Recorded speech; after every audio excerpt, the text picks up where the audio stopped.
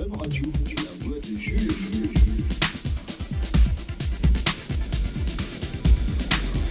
La voix de Jules.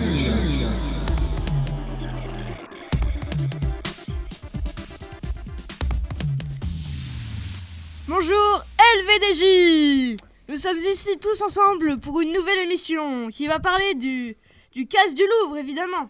Aujourd'hui, nous allons passer du casse du Louvre, présenté par Héloïse et Timothée.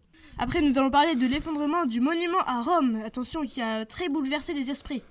Nous allons aussi parler des faits divers, présentés par Anaë. Après, nous allons destination Japon. Nous allons aussi parler de Genshin Impact, présenté par Mélanie Sarah. Après, nous allons parler de Jenna Ortega, actrice américaine. Nous allons parler de la K-pop, présentée par Nils. Avec une petite pause musicale, ça fait plaisir. Et après, la Dame Blanche du château de Puy-Martin. Ainsi que la zone 51. Les comportements bipolaires. Et pour finir, l'écologie. Allez, on va écouter le casse du Louvre avec Héloïse et Timothée. Rubrique faits divers. Bonjour tout le monde, moi c'est Timothée. Et moi c'est Héloïse. Aujourd'hui on va vous présenter le casse du Louvre qui a été prénommé le casse du siècle. Vous l'avez sûrement entendu, mais le casse du Louvre a été surnommé le casse du siècle. Vous vous demandez sûrement pourquoi et je vais répondre à votre question tout de suite.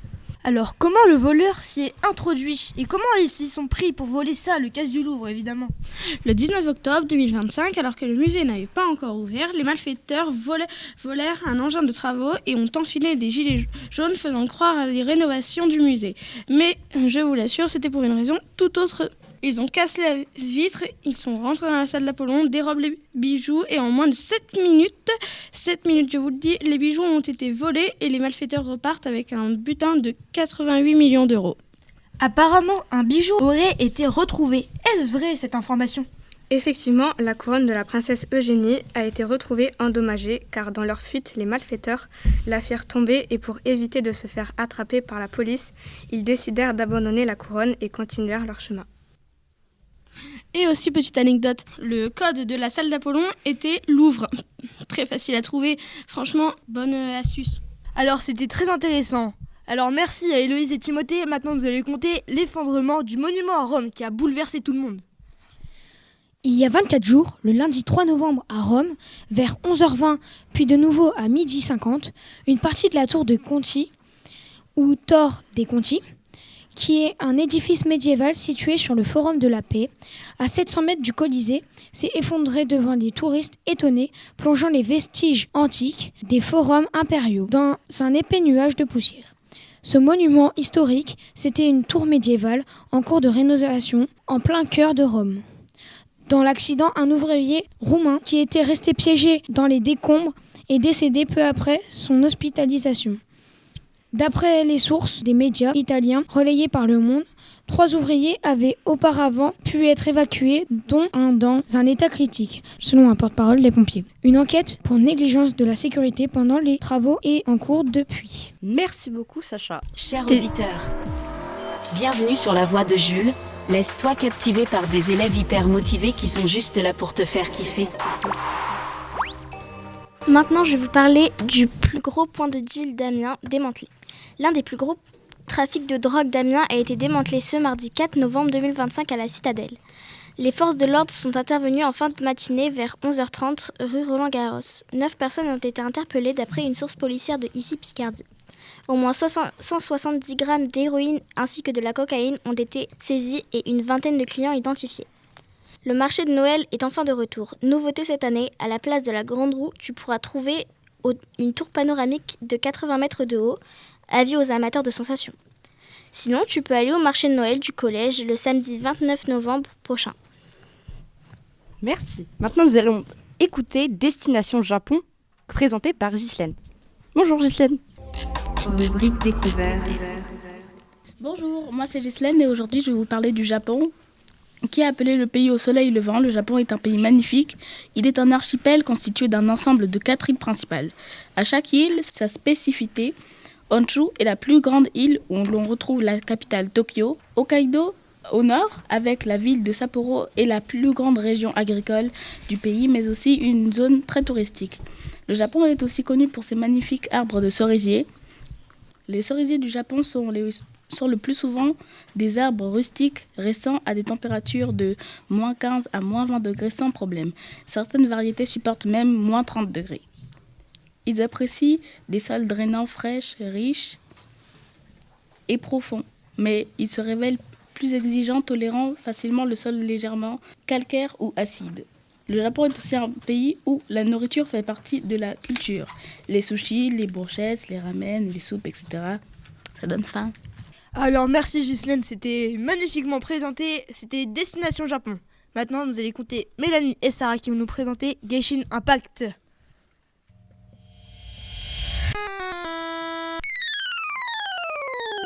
Rubrique Jeux vidéo. Genshin Impact. Bonjour tout le monde, aujourd'hui nous accueillons Sarah qui va nous présenter le jeu de Genshin Impact. Bonjour tout le monde. Alors Sarah, je voudrais te poser quelques questions sur le jeu parce que moi je ne connais rien sur le jeu. Est-ce que tu peux m'expliquer un peu ? Avec grand plaisir. Alors Genshin Impact est un jeu de combat dans lequel nous devons retrouver notre frère ou sœur perdu. Et en fait dans le jeu tu peux choisir si tu veux être le frère ou la sœur selon tes goûts. D'accord, et sur quoi est basé le jeu ? Le jeu est basé sur notre monde et en tout dans le jeu il y a 7 nations qui représentent chacun un pays qui ont d'ailleurs aussi des noms différents. Pas mal, et quelles sont les différentes nations ? Alors la première nation sur laquelle on débute est Mondstadt qui représente l'Allemagne, Liyue représente la Chine, Inazuma le Japon, Sumeru l'Arabie Saoudite, Fontaine la France, Nathan l'Afrique et Nordkrai la Russie. Moi perso ma préférée est bien sûr Fontaine. Oh, intéressant. Et il y a quoi de spécifique dans ces régions ? Alors, dans toutes les régions, il y a des archons, un peu comme des sortes de dieux. Déjà, dans Mondstadt, il y a le dieu de la liberté, Venti. À Liyue, il y a le dieu des contrats, Shangri. À Inazuma, il y a la déesse de l'éternité, Raiden Shogun. À Sumeru, il y a la déesse de la sagesse, Nahida. À Fontaine, il y a la déesse du drame, Furina. Et à Natlan, il y a la déesse du combat, Mavuika. Et à Nordkrai, il y a la déesse de la lune, Colombina. Ok. Et pour notre frère ou sœur, comment ça marche ? En fait, notre but dans ce jeu, c'est qu'on doit aller dans toutes les nations pour trouver plus d'indices de où est notre frère. On doit poser des questions à les archons et leur demander s'ils savent des choses sur notre frère. Et du coup, il n'y a pas longtemps, il y a eu la nouvelle nation Nordkrai. Et j'ai quasi envie de dire que le jeu, il ne va jamais se terminer, qu'on ne va jamais vraiment retrouver notre frère, même si on l'a vu des fois dans des quêtes d'archons. Ok, bon, c'était un plaisir de t'écouter. Merci, tu as répondu à toutes mes questions. C'était un plaisir. Merci. Au revoir. Au revoir. Alors merci, c'était très intéressant. C'était super. Et nous allons juste écouter juste après Jenna Ortega, une actrice américaine présentée par Anna. Bonjour Anna.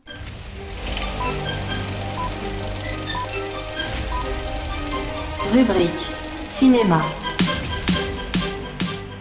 Bonjour, je vais vous parler de Jenna Ortega. C'est une actrice plutôt dans les films d'épouvante. Vous la connaissez sûrement dans la série Mercredi ou dans le film Scream, ou peut-être dans des rôles plus joyeux comme Yes Day ou Beetlejuice. Du coup, je vais vous parler de Jenna Ortega. Alors, d'où vient-elle ? Jenna Ortega, elle est née le 27 septembre 2002 à Coachella, en Californie. Jenna, c'est la 4e d'une fratrie de 6 enfants. Dès l'âge de 6 ans, elle montre de l'intérêt pour le métier d'acteur, puis à l'âge de 8 ans, avec l'aide de sa mère et d'agents, elle commence à passer des castings. En raison de sa carrière, Jenna Ortega n'a pas vraiment vécu un mode de vie normal. Et elle a aussi exprimé le regret de ne pas avoir vécu l'étape traditionnelle du lycée et les étapes importantes de l'adolescence, telles que la remise des diplômes ou le bal de fin d'année. Les rôles de Jenna. Du coup, son premier rôle, c'est une fille nommée Amy Moore dans Les Experts Manhattan dans la saison 9 pendant l'épisode 4. Les premiers films où elle a joué à succès sont Iron Man 3 ou Insidious chapitre 2. Elle prête aussi sa voix à la série Helena d'Alvador ou Jurassic World, la colo du Crétacé. Et bien après, elle va continuer sa carrière avec des films d'épouvante. Cette passion, elle va arriver plus tard avec Mercredi, X, Scream ou Scream 6. Depuis, du coup, on va la voir plus dans des films d'épouvante. Mais on a vraiment commencé à parler de Jenna grâce à la série Mercredi disponible sur Netflix. Et j'ai choisi de vous parler d'elle parce que j'aime beaucoup Jenna et j'aime beaucoup les films auxquels elle joue et je trouve que c'est une des meilleures actrices. Alors, merci Anna, beaucoup, c'était très intéressant. Je la connaissais pas, tu vois, merci. Maintenant, vous allez écouter Nils qui va nous parler de la K-pop. Bonjour. Rubrique musique. Bonjour. Alors, je vais vous parler de la K-pop. La K-pop, c'est un phénomène dont on entend déjà parler depuis quelques années déjà. La première chanson de K-pop qui a vraiment percé à l'international, c'est Gangnam Style de Psy avec 5 milliards de vues sur YouTube. Mais l'industrie de la K-pop a vraiment évolué depuis quelques années avec le groupe BTS qui a débuté en 2013 avec l'album The Cool Cat School avec pour titres principaux No More Dream et We Are Butterful. Mais qu'est-ce que c'est que la K-pop, Nils ? Alors ça, c'est une très bonne question. Le terme K-pop vient de Korean Pop, donc en français pop coréenne. Alors que ce ne sont pas que des artistes coréens, mais aussi des Japonais, des Thaïlandais, des Vietnamiens, etc. Prenons l'exemple du groupe Blackpink. Sur les 4 membres du groupe, 2 ne sont pas coréennes. La K-pop n'est donc pas que coréenne. Aujourd'hui, la K-pop est vraiment devenue un phénomène international. On s'en est encore rendu compte cet été avec les 2 concerts du groupe Blackpink au Stade de France où toutes les places ont été prises en à peine 4 heures. Différents labels essayent de créer des groupes plus diversifiés comme le groupe international Katseye qui, d'ailleurs, a très bien débuté. Merci Nils, merci beaucoup. Maintenant, nous allons faire la pause musicale avec Liquid and Luckbergs et le titre What You Want.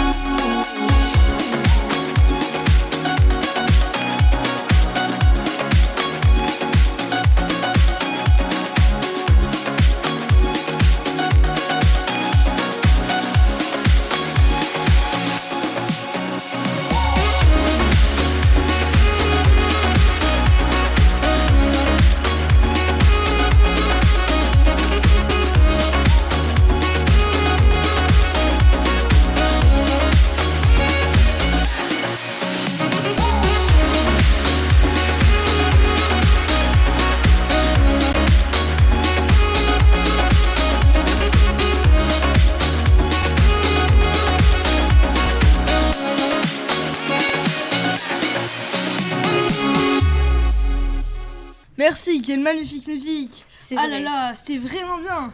Ah, moi j'ai adoré. Pour passer de cette musique à un autre genre, nous allons écouter Ambre et Lola qui vont nous parler de Thérèse de Saint-Clar. Rubrique légende.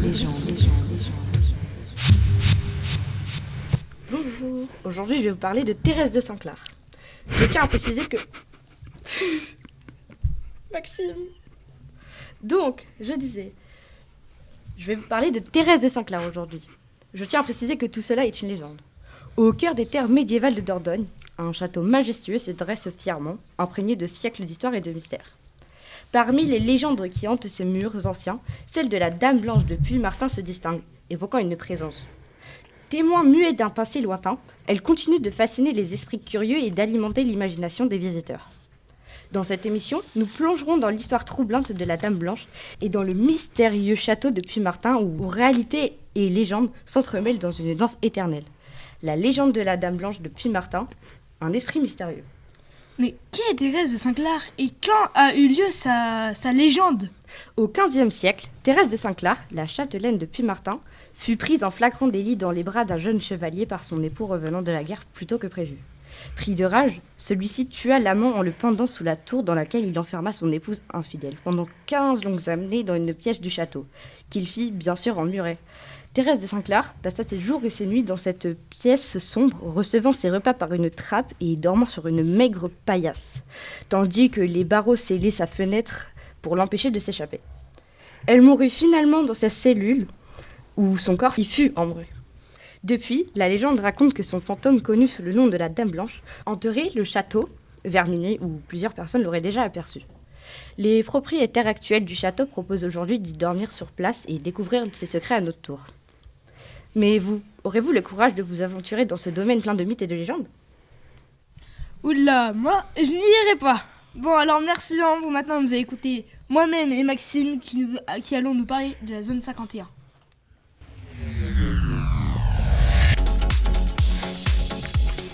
LVDJ, la plus hype des radios. La plus hype des radios. J'aurais une question pour vous les garçons. Qu'est-ce que c'est la zone 51 ?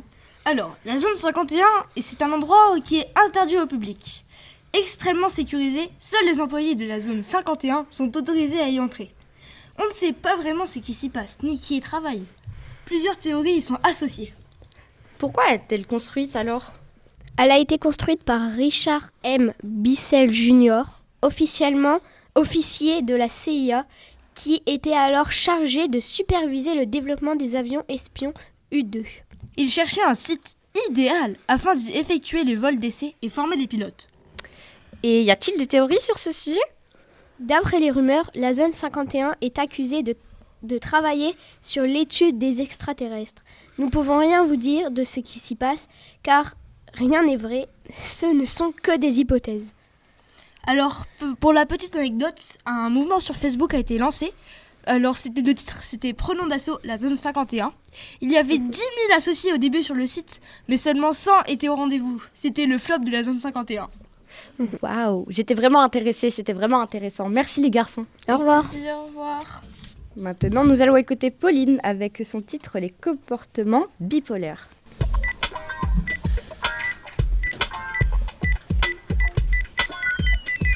Rubrique santé. Bonjour, je suis Pauline, je veux vous parler de la bipolarité. La bipolarité, c'est une sorte de maladie qui te fait changer d'humeur. Ça peut être à cause d'une dépression. Il existe plusieurs sortes de troubles bipolaires. Le trouble bipolaire de type 1, c'est avoir plusieurs journées de dépression ou des jours où on peut être maniaque. Le trouble bipolaire de type 2, quand on peut avoir des épisodes hypomaniaques ou on peut avoir des journées dépressives mais sans épisode maniaque. Les symptômes se manifestent par les sensations d'énervement, d'impatience et de tension interne et des inquiétudes. Merci beaucoup Pauline, c'était vraiment très intéressant. Maintenant je laisse la parole à Pierre. Alors nous allons parler de l'écologie maintenant avec Inès.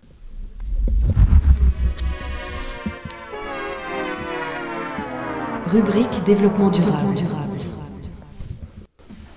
Bonjour, je suis Inès, je vais vous parler de l'écologie. Pour améliorer l'écologie, on peut commencer par être un peu plus nombreux à pratiquer le tri sélectif. Ensuite, pour des déplacements, si le trajet n'est pas trop long, alors prendre le vélo ou marcher peut être de bonnes idées car les transports produisent des gaz polluants.